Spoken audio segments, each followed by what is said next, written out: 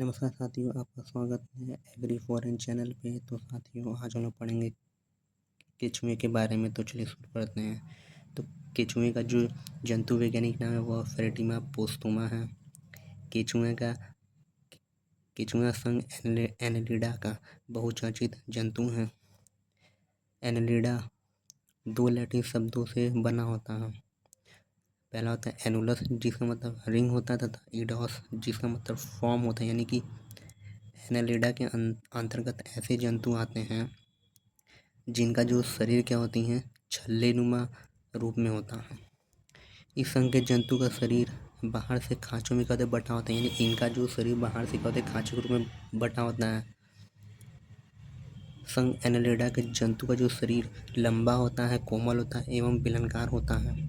यह वास्तविक कृमि होते हैं, यानी ट्रू वॉर्म्स होते हैं, जिनमें कि सत्य देहुआ पाई जाती हैं। चलिए इनका वर्गीकरण पढ़ लेते हैं। केचुए का वर्गीकरण चलिए पढ़ लेते हैं। तो देखिए, जगत क्या है, तो जंतु जगत है। खंड बाइलेटेरिया है। संघ एनेलिडा है। वर्ग ओलिगोकीटा है। गण हैप्लोटैक्सिडा है। श्रेणी फेरेटिमा है एवं जाति क्या है, पोस्तुमा है केचुए की। तो चलिए केचुए के स्वभाव के बारे में पढ़ लेते हैं।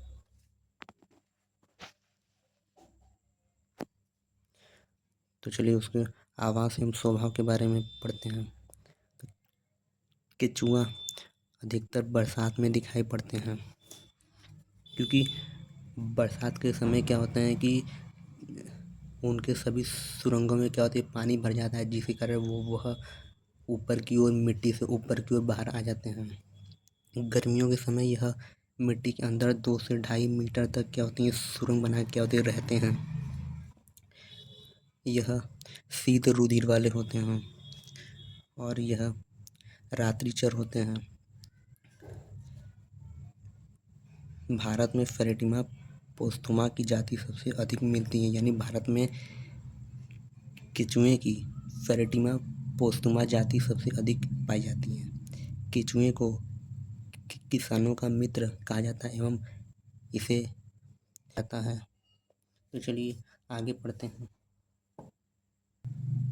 तो चलिए इसके बाह्य आकार एवं लक्षणों के बारे में पढ़ लेते हैं। तो फेरेटिमा पोस्तुमा लगभग 15 से 20 सेंटीमीटर लंबा होता है एवं 0.3 से 0.5 सेंटीमीटर मोटा होता है। नलावत यानी एक नली के आकृति का होता है। इनका जो शरीर क्या होती है, लसलसाई यानी चिपचिपा थोड़ा होता है। इनकी जो त्वचा होती है उस पर पोरफायरिन नामक रंगा पदार्थ पाया जाता है, जिसके कारण कि इनकी जो त्वचा होती है भूरी रंग की दिखाई देती हैं।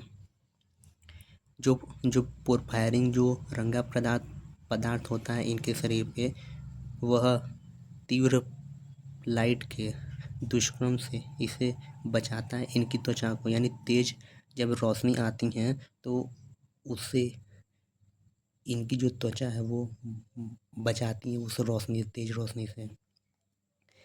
केचुए का जो शरीर क्या होती है, 100 से 120 छोटे छोटे समखंडों में बटा होता है। तो चलिए इसके आगे पढ़ते हैं। तो चलिए हम लोग इसकी संरचना के बारे में पढ़ते हैं। तो चलिए ये देखिए केचुए की संरचना है।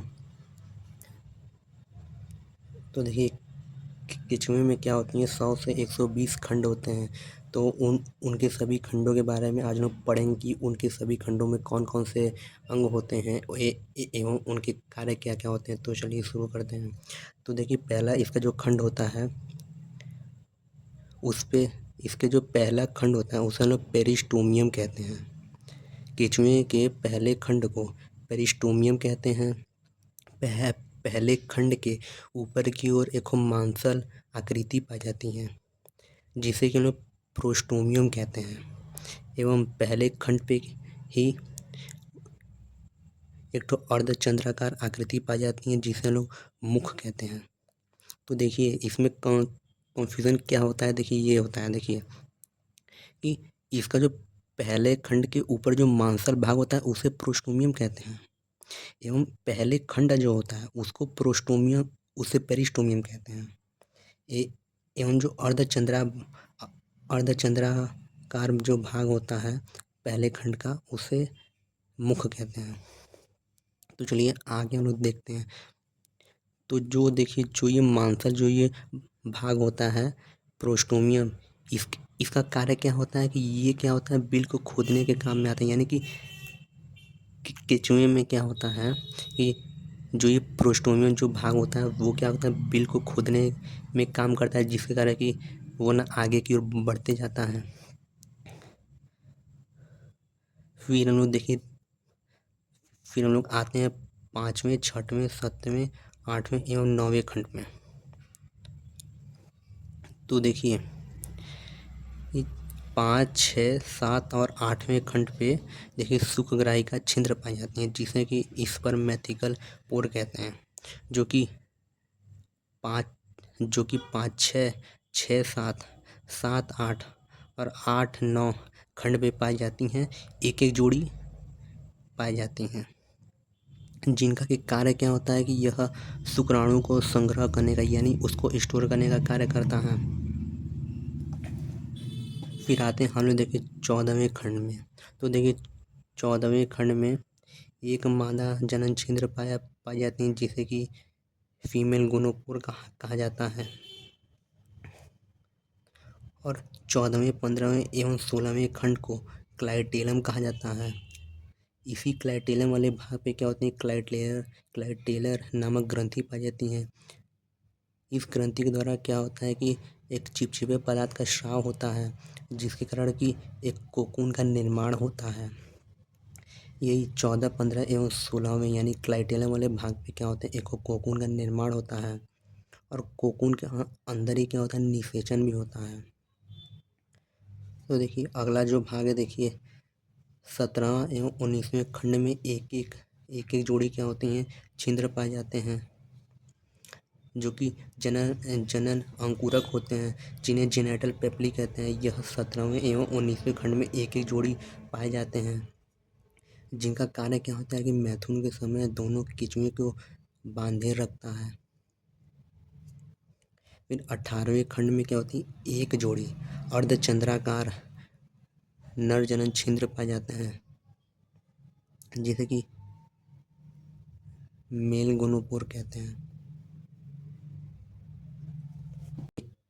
कि केचुए की पूरे शरीर पे सुख एवं सीटी पाए जाते हैं, जिसके कारण कि ये गमन कर पाते हैं।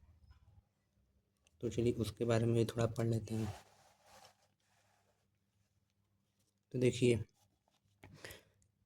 जो सुख एवं सीटी होते हैं ये क्या होते हैं गमन अंग होते हैं केचुए के, जो कि एस आकार की आकृति में लगे होते हैं। और ये जो सुख एवं सीटी होते हैं यह काइटिन की बनी होती हैं।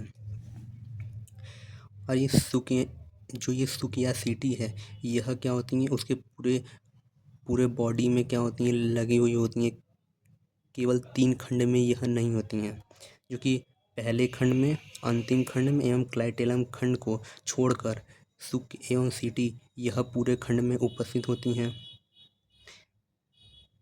पहले खंड में जिसे कि पेरिस्टोमियम कहते हैं, अंतिम खंड जिसे कि पाइजिडियम कहते हैं, एवं क्लाइटेलम यानी 14वें 15वें एवं 16वें खंड में सुख या सीटी अनुपस्थित होती हैं।